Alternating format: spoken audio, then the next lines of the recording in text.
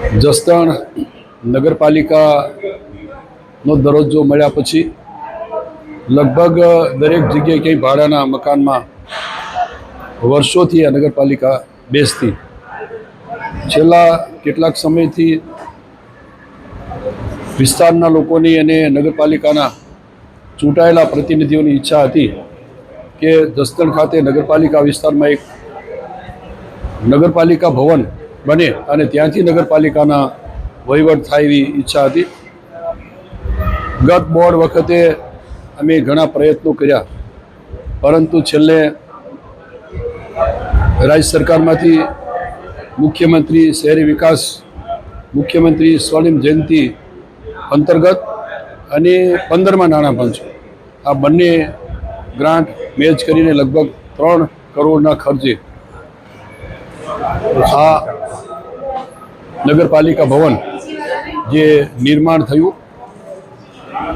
કદાચ નગરપાલિકા ચૂંટાયેલા પ્રતિનિધિ અને નગરપાલિકા વિસ્તારના લોકોને પણ કલ્પના નહીં હોય એવું સરસ મજાનું આ નગરપાલિકા ભવનનું નિર્માણ થયું છે.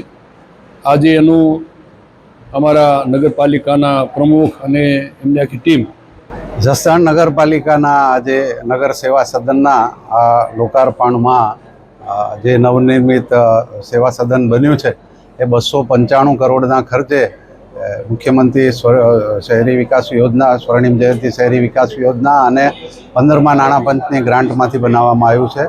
અદ્યતન સુવિધાયુક્ત આ નગરપાલિકા સદન પ્રાપ્ત થવાથી જસદણ શહેરના નગરજનોને એક સુવિધાપૂર્ણ સેવાઓ મેળવવાનો અનુભવ થશે અને અહીંયા બેસવાવાળા અમારા જે કર્મચારીઓ અને પદાધિકારીઓ છે એ પણ એક સારા વાતાવરણમાં નગરજનોનું ખૂબ સારું કામ કરી શકે એના માટેની એક સગવડ પ્રાપ્ત થઈ છે અને સંપૂર્ણ સુવિધાયુક્ત આ નગર સેવા સદનનું આજે લોકાર્પણ માનનીય કેબિનેટ મંત્રી શ્રી કુંવરજીભાઈના વરદ હસ્તે થયું છે.